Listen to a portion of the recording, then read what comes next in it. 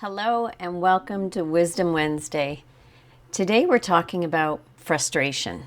You might be thinking, that feels heavy. But there are times I believe it's beneficial to go deeper, to talk about things we don't normally talk about. Bringing topics like frustration out and examining them is where we learn and we accept and we grow. I'm not talking about rage or explosive anger. Those are outward exhibitions of frustration. I'm talking about the frustration that tightens the jaw, that sigh under your breath, the internal, "Are you kidding me?" The irritation that lingers longer than the moment deserves. The frustrations we remember because of the intensity of the emotions we felt. Frustration has been present in most of my adult life. For a long time, I thought the issue was my anger. I thought I needed to be more patient, more easygoing, and less reactive. It took me almost 8 years to understand something deeper. Frustration was not the problem. Frustration was the messenger. Before we go further, let's settle.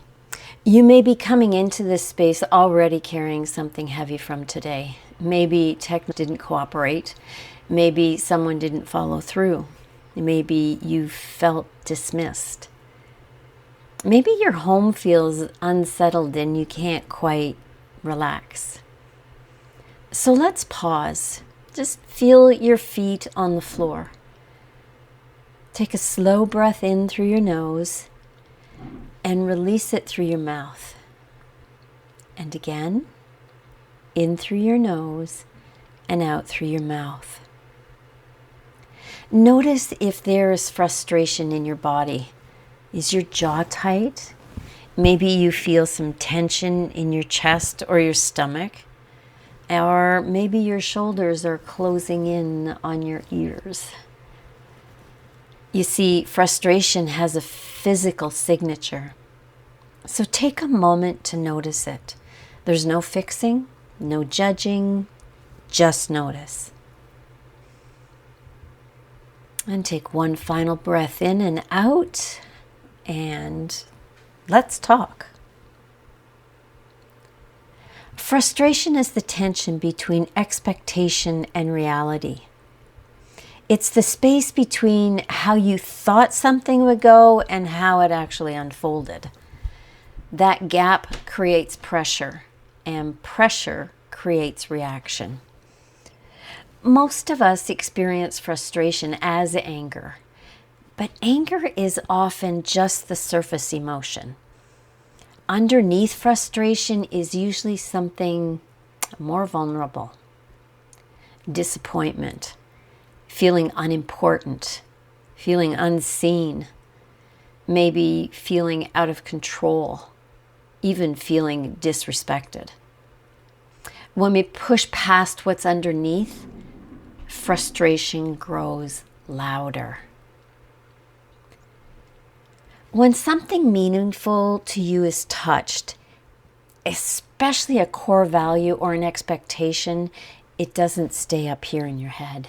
It moves into your body, and your nervous system reacts before logic has time to catch up. When you experience frustration, your brain does not shrug and say, "Well, that was mildly inconvenient." It activates. The part that scans for threat and meaning lights up. Stress hormones get released, your heart rate can increase, your muscles tighten, your jaw sets. This is your body preparing for action. Frustration feels hot because your system is shifting into fight energy. Your brain believes something important is at stake. And here's something fascinating. Your brain also tries to help you recover. It releases chemicals that are designed to motivate you to solve the problem. Dopamine rises to push you toward action. Other neurotransmitters attempt to calm aggression and restore balance. Your system is constantly trying to bring you back to steadiness. Frustration is not your body failing. It's your body mobilizing. But here's where we need to pay attention. If frustration is short-lived and addressed, your system will reset. But if your frustration is ignored, suppressed, or chronic, your body remains in stress. Over time, that can show up as irritability, anxiety, exhaustion, low self-confidence, even physical symptoms like headaches, digestive tensions, or sleep disruptions. This is why learning to interpret frustration early matters. Not because frustration is dangerous, but because chronic, unexamined frustration keeps your system on alert. And women who've lived through trauma already have a nervous system that is really very vigilant. So, the work is not to eliminate frustration. The work is to understand it quickly enough that it does not turn into chronic stress. Understanding this changed how I looked at my own reactions, because there was a moment in my life when frustration was overwhelming, and I didn't understand what my body was protecting. There was an incident that taught me a very valuable lesson. One afternoon, my daughter and her 2 boys came to visit my husband after he had surgery. He happened to be at a follow-up appointment, so they waited at the house. At one point during their visit, I saw him drive down the street. Instead of turning into the driveway, he continued past it. When my daughter and her children were leaving, his vehicle was in the driveway, but he was nowhere to be found. We called for him, and there was no response. Eventually, I realized that he had come into the house and hid in the basement. My anger rose quickly, but what stayed with me was not the anger. It was the realization that this was about integrity. His actions and his words did not line up. In that moment, something crystallized. He said he loved my children. And I believe that if you say you love someone, your behavior should reflect that love. This was about misalignment. It was not about inconvenience. It was about a core value being challenged. That day, I began to understand that my frustration was not random. It was pointing to something sacred in me.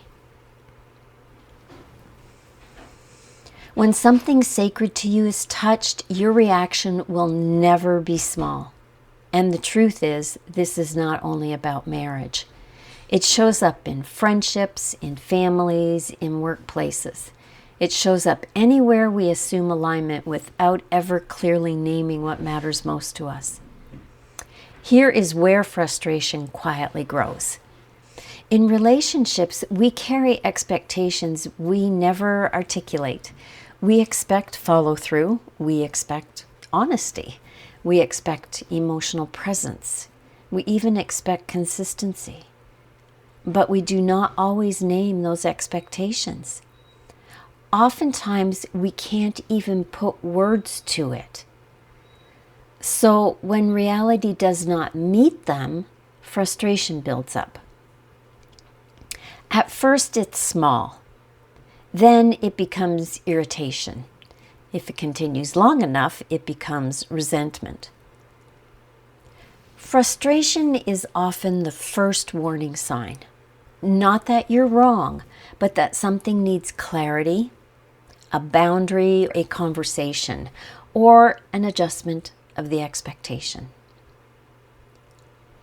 Many women have learned that expressing frustration feels unsafe. So instead of risking conflict, we turn it on ourselves. Instead of saying, "This doesn't sit right with me," we say, "What is wrong with me?" Instead of clarifying a boundary, we criticize ourselves. Why am I so sensitive? Why can't I just let this go? Or why do I react like this? Frustration becomes self-judgment, and that erodes confidence. Understanding your frustration protects you from turning it against yourself. Here is a 3-step framework that changed things for me. Pause, name, and choose. Number 1, pause. Even 5 seconds interrupts the automatic surge. This can be as simple as a deep breath with your eyes closed. It could be placing a hand on your chest. It could be pressing your feet firmly into the floor. The pause anchors you into that moment. Second, ask yourself 1 or 2 of the following questions. What is actually happening?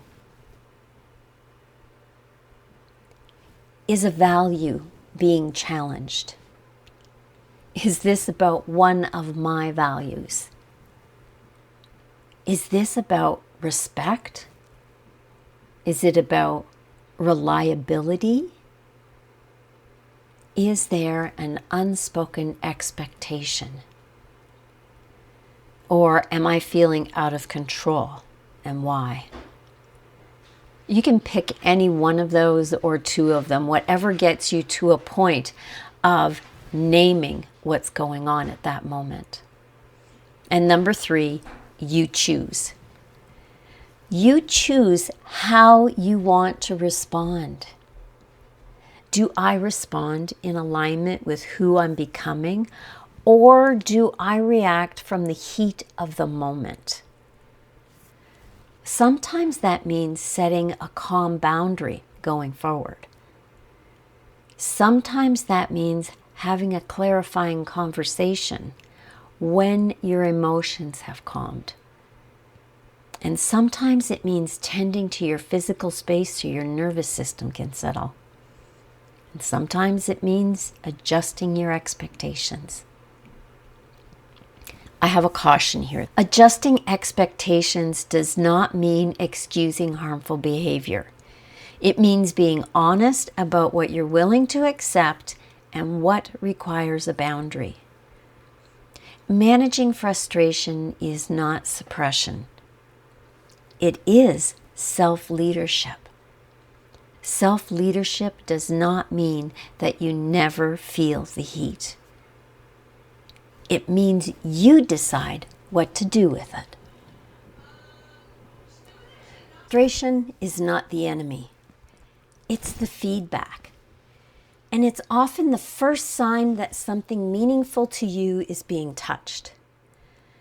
When you learn to interpret it instead of being ruled by it, you elevate your state of being. You become steadier, clearer, less reactive, and more intentional. Frustration becomes wisdom, and clarity replaces confusion. Understanding is powerful, but integration happens in stillness. Let's take a moment to allow this to land. Place your hand over your heart and take a slow breath and close your eyes. May you grow in awareness of what matters deeply to you. May your values guide you gently. May your reactions soften into wise responses. Open your eyes and drop your hands. And that's enough for now. If today's conversation about frustration resonated with you, I want to extend a personal invitation. On Tuesday, February 24th at 7 p.m. Eastern Time, I am hosting a live class called Make Peace with Your Past. This is a live experience and there won't be a replay. Tonight we talked about how frustration often points to something meaningful, a value that was touched, an expectation that was unmet, a part of you that reacted quickly. In this class, we go deeper into where some of those reactions were formed. I'll teach you how past experiences shape present responses, especially the ones that feel bigger than the moment, and we won't just talk about it. I will guide you through simple, practical exercises to help you begin releasing the emotional charge connected to an experience from your past. This is for women who sense there's more peace available to them. Women who are ready to stop reacting from old wounds and start responding from clarity. If that feels like the next right step for you, I would love to see you there. You can register using the link in the comments. Bye for now.